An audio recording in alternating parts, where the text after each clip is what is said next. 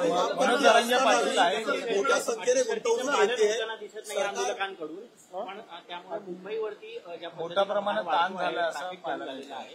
या संदर्भात आपण काही मला असं वाटतं की आज सकाळी आंदोलक त्या ठिकाणी आलेले आहेत.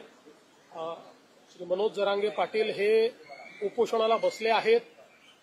त्यांनी देखील सगळ्यांना आवाहन केलेलं आहे की आपल्याला नियमाने उपोषण करायचं आहे आणि सगळ्यांना सहकार्य करण्याचं आवाहन केलं आहे.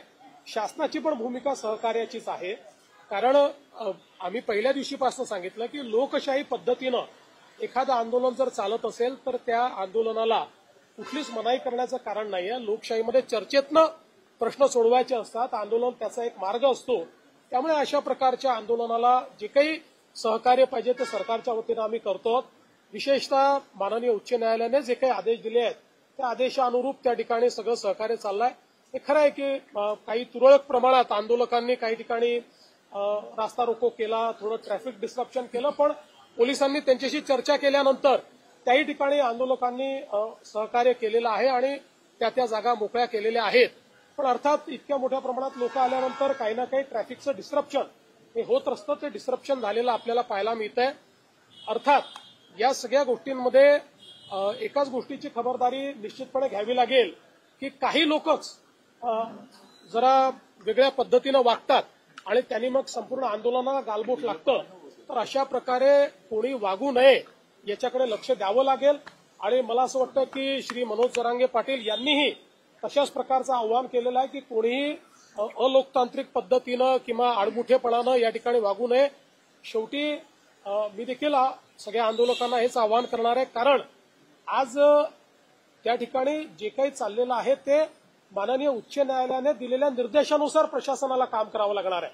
आता हे काही शासनाच्या निर्देशाने नाहीये, उच्च न्यायालयाच्या निर्देशांनी प्रशासन काम करणार आहे. त्यामुळे प्रशासनावरही काही बंधनं त्या ठिकाणी जी काही उच्च न्यायालयाने टाकलेली आहेत ती त्यांना पाळावी लागतील. अर्थात त्या बंधनात राहून लोकशाही पद्धतीनं सगळं सहकार्य हे त्या ठिकाणी प्रशासनही करत आहे आणि सरकारचंही त्या संदर्भात कुठलंही वेगळं मत नाहीये.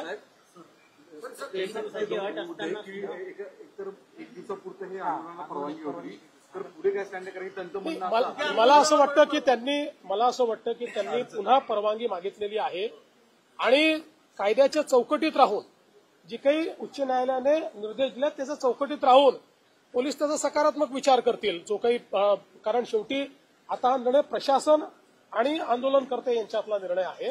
तर माननीय उच्च न्यायालयाने दिलेल्या निर्देशाच्या अनुरूप मला असं वाटतं की प्रशासन सकारात्मक त्या संदर्भातला विचार करेल आणि शेवटी या आंदोलनामध्ये ज्या काही त्यांच्या मागण्या आहेत त्या मागण्यांच्या संदर्भातही जो काही मार्ग काढता येईल तो काढण्याचा सरकारचा प्रयत्न आहे. आपल्याला माहिती आहे की आम्ही एक एम्पावर्ड कमिटी देखील तयार केलेली आहे. मंत्रिमंडळाची उपसमिती त्या ठिकाणी आहे. या उपसमितीला यापूर्वीच ज्यावेळेस अॅडव्हान्समध्ये काही मागण्या आल्या होत्या त्या मागण्या आम्ही अग्रेषित केलेल्या आहेत. तेही त्याच्यावर विचार करतायत. कायदेशीर मार्ग काढावे लागतील, नुसतं आश्वासन देऊन चालणार नाही. कायदेशीर मार्ग काढावे लागतील, संविधानात बसणारे मार्ग काढावे लागतील. तशा प्रकारचे मार्ग कसे काढता येतील असा प्रयत्न आहे. मी असेल, एकनाथराव शिंदेजी असतील, अजितदादा असतील, आम्ही संपर्कात आहोत. आम्ही समितीला सांगितलेलं आहे की त्यांनी त्या संदर्भात चर्चा करून आमच्याशी चर्चा करावी, जेणेकरून यातनं एक काहीतरी आपल्याला जो काही मार्ग काढता येईल तो मार्ग काढण्याचा प्रयत्न करू. शेवटी एकच आमचा प्रयत्न आहे की कुठल्याही परिस्थितीत दोन समाज एकमेकापुढे येऊन उभे राहिलेले आहेत अशा प्रकारची परिस्थिती महाराष्ट्रात उभी राहू नये. आणि म्हणून ओबीसी समाजालाही आपल्याला सांभाळावं लागेल, मराठा समाजालाही न्याय द्यावा लागेल. आणि शेवटी मी पुन्हा एकदा सांगतो की आपण हे सगळ्यांनी बघितलेलं आहे की गेल्या 10 वर्षामध्येच जेवढा काळ आमचं पहिलं युतीचं सरकार होतं, दुसरं युतीचं सरकार आणि आता तिसरं युतीचं सरकार, या काळातच मराठा समाजाला न्याय मिळालेला आहे. इतर कुठल्याही काळात मराठा समाजाला न्याय मिळालेला नाही.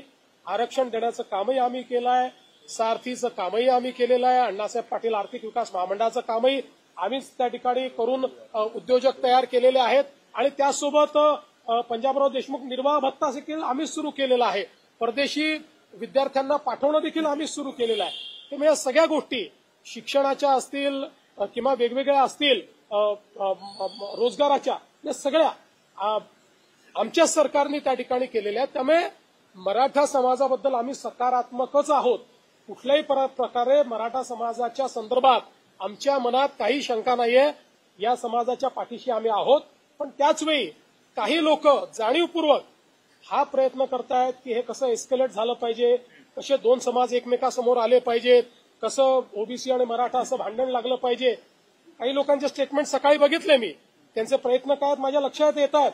पण त्यांना मी सांगतो, अशा प्रकारे आंदोलनावर पोळी भाजण्याचा प्रयत्न करू नका, तुमचं तोंड भाजेल. हे मला त्यांना सांगायचं आहे. शेवटी मुंबई, महाराष्ट्र, आपलं सोशल फॅब्रिक, या सगळ्या गोष्टी महत्वाच्या आहेत. आपल्याला एखादा निर्णय जो घ्यायचा असतो त्या निर्णयाचा दीर्घकालापर्यंत त्याचा परिणाम होत असतो.